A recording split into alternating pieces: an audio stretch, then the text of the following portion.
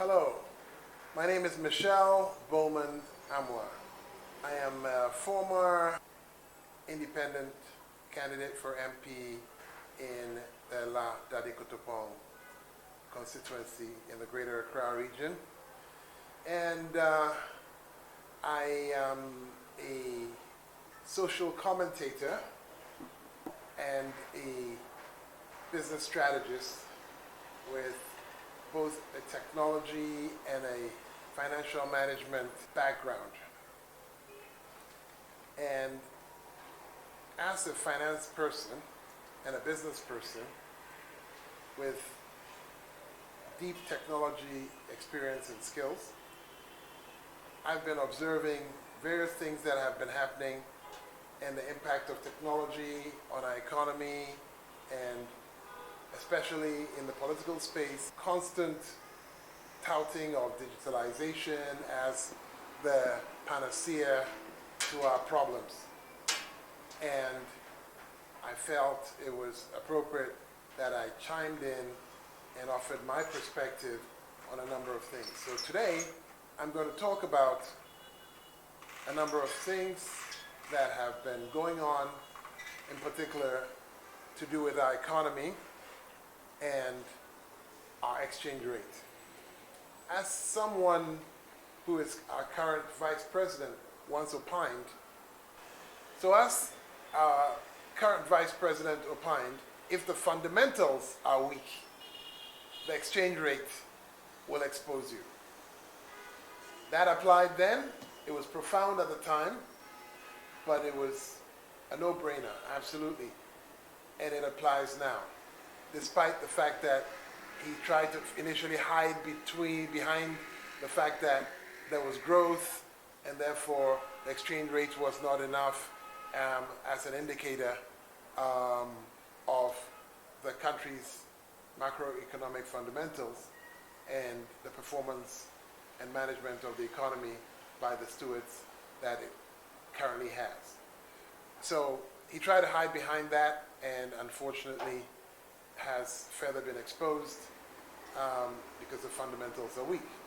But I want to go further back and try and look at things from a historical perspective and talk about how we could have gone from an exchange rate of 80 cents, 80 Ghana pesos to the dollar in 2008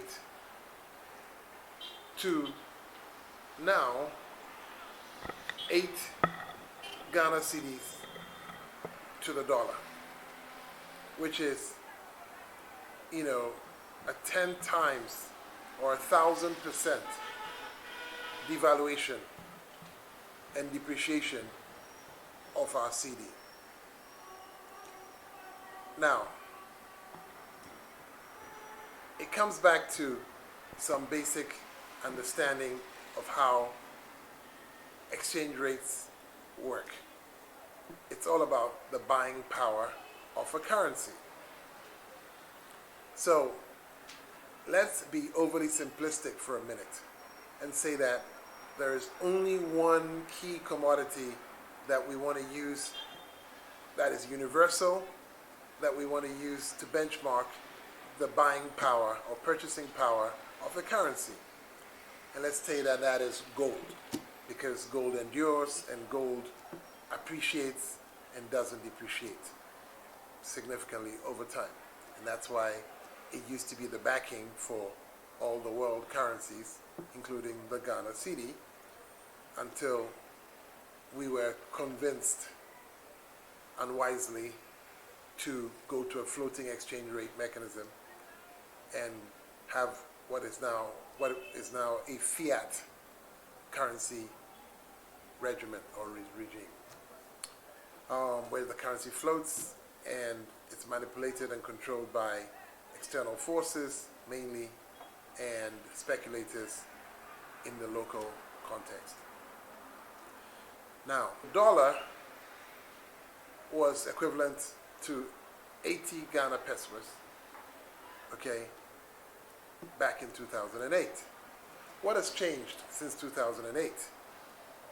because back in 2008, you could excavate and purchase a kilogram of gold for 32,000 Ghana cedis, and then sell it internationally for 40,000 US dollars. Simple. Now, you can purchase a kilogram of gold, all told, on average, for about 50,000 to 60,000, let's just say 50,000 US dollars. Whereas where it's produced and excavated and refined from in Ghana, you'll have to spend, you can still produce it for roughly the same cost, but that money that locals consume, the cedi, is now worth a tenth of what it was back then. A tenth. Okay? So, what went wrong? What changed? Did the price of mercury, or the price of labor, or the price of excavators and other equipment increase to increase the cost of producing that kilogram of gold? I suggest not.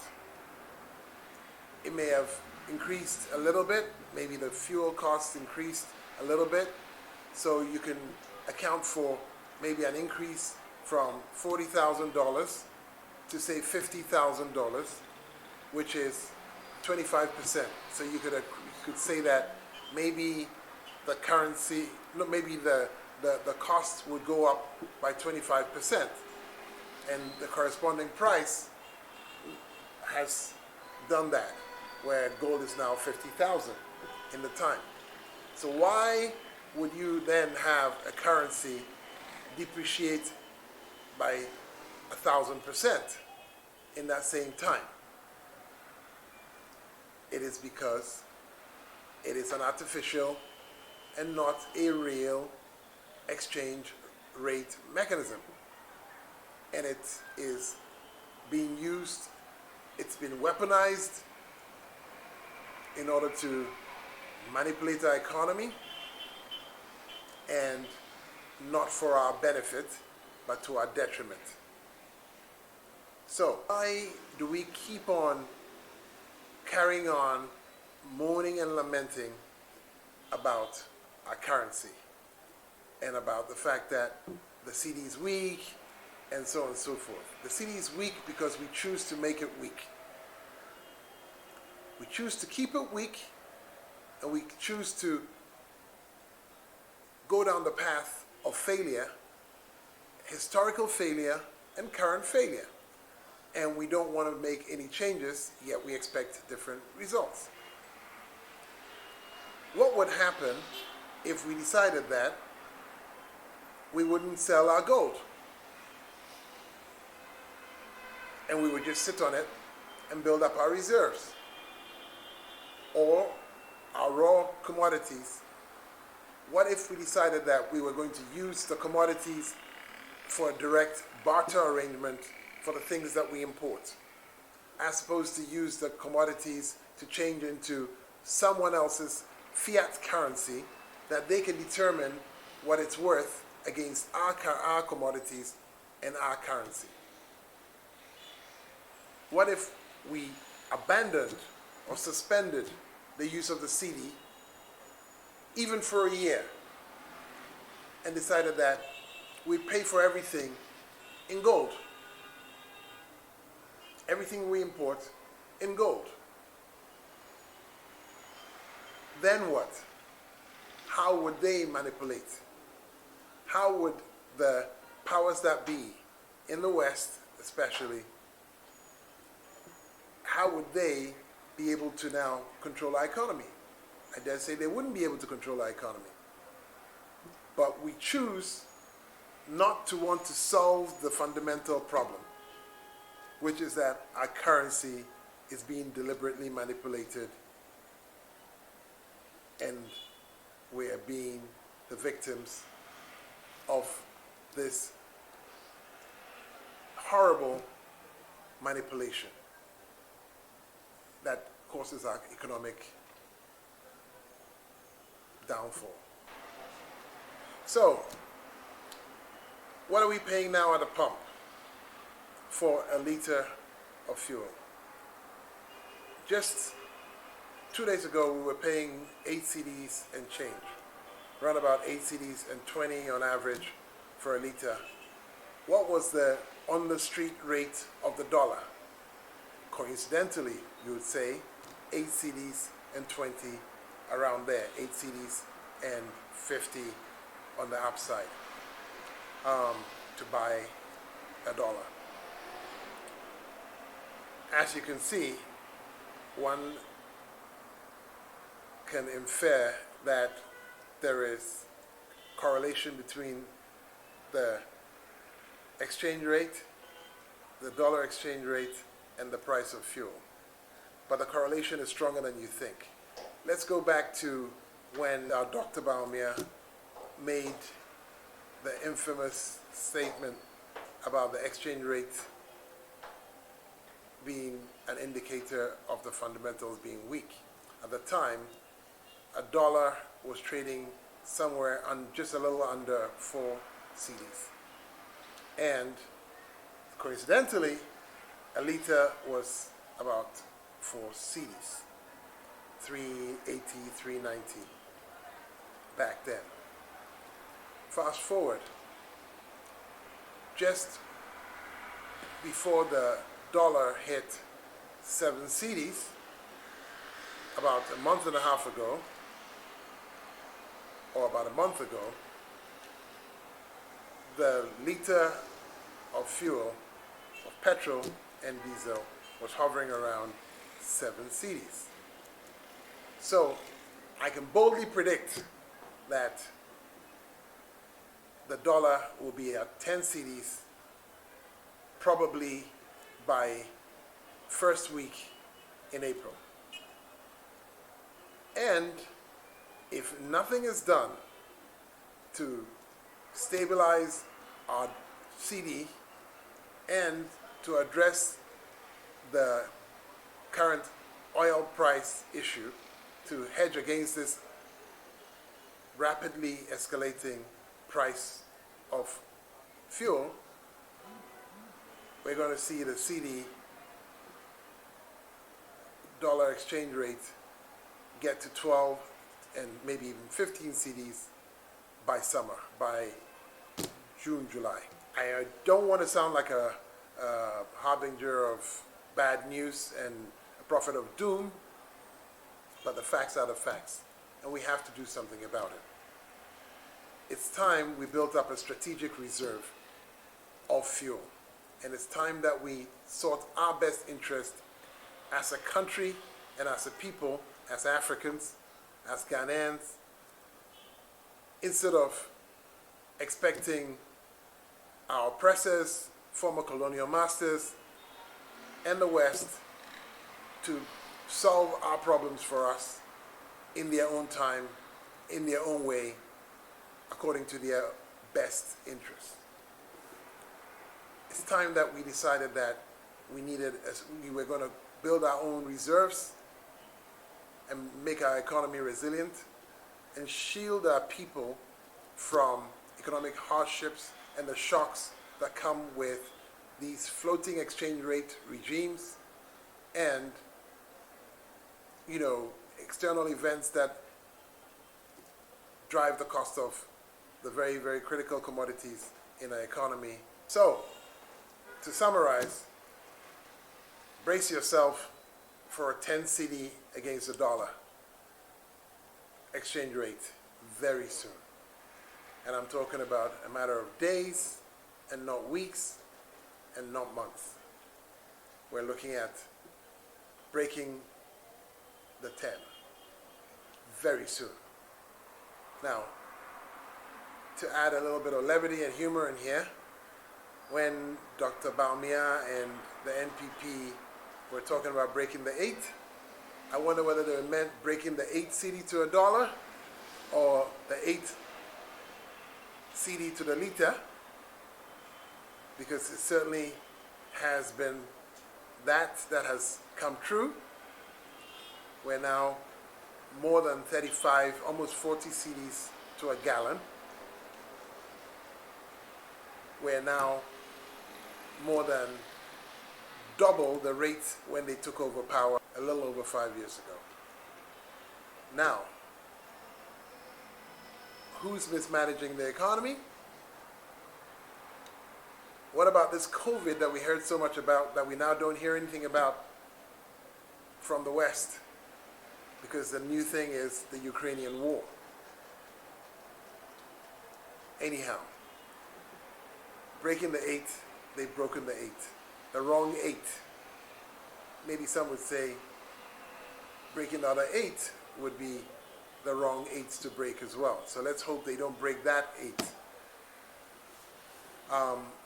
My point is, we need serious help. And we need it fast.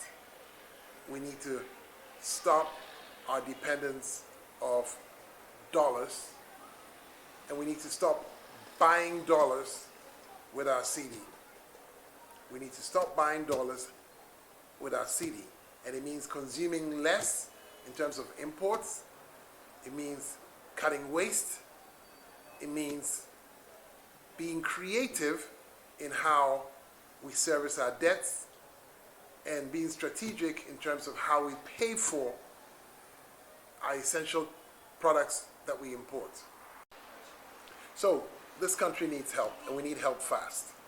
Now, I'm not talking about running to the IMF that the opposition, the minority currently wants to say we need to do. That's because they too are devoid of ideas. And I'm not talking about passing this e-levy, which may be part of a solution if it was properly structured and so on, but it isn't the solution, and it isn't the panacea. It doesn't solve all our problems. It's not a silver bullet that kills that vampire. It doesn't. It is, at best, a small part of the solution in terms of bringing revenue into the country. But, again, it's being touted mainly because its proponents are looking to do more borrowing, and they need income streams that are guaranteed by the Treasury, by the tax, the tax authorities, in order to be able to collateralize, securitize those income streams for a bond that they want to do. And Mr. Bond and his accomplice, Moneypenny, are making money at the expense of the poor taxpayer and kicking the can down the road so that it is our grandchildren and our children who are going to end up paying these loans, these bonds that are being floated for the benefit of Data Bank, Enterprise Insurance,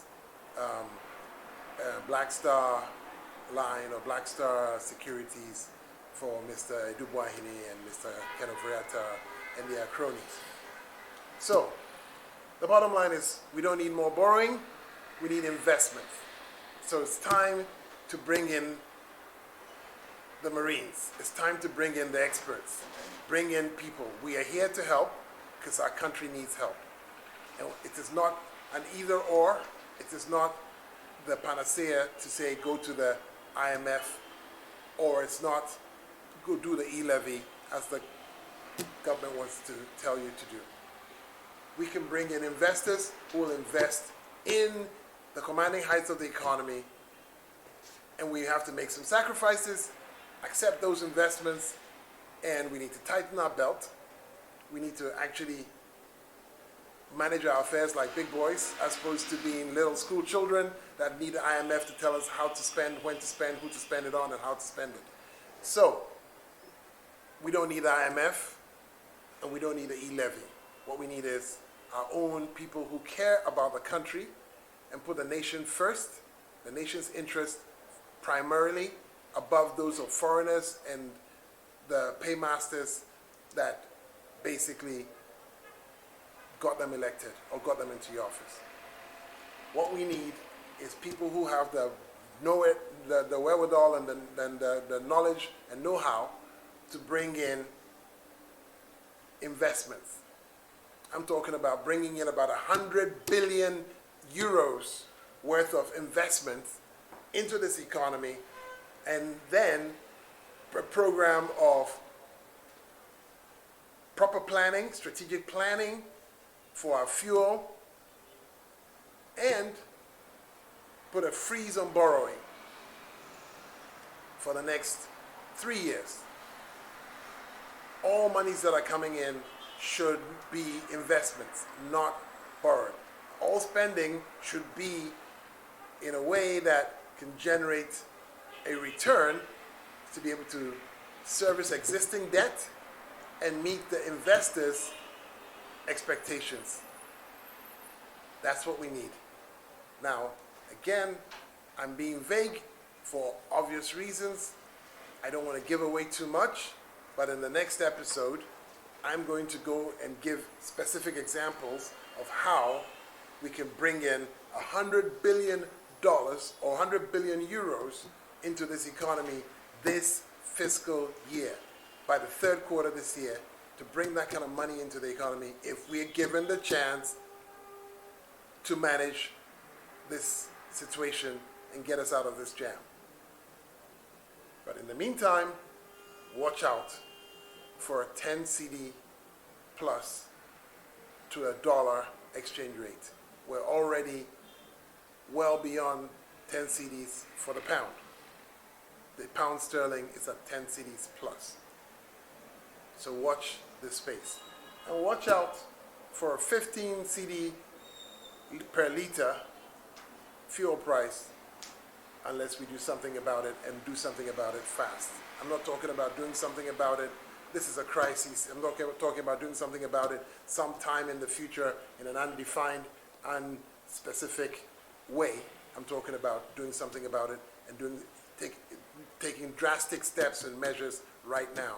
It's time for the president to call the industry players in the oil and gas sector together and then give them the hard, bitter medicine that either they sync with us as a country or they help us stabilize things and turn things around.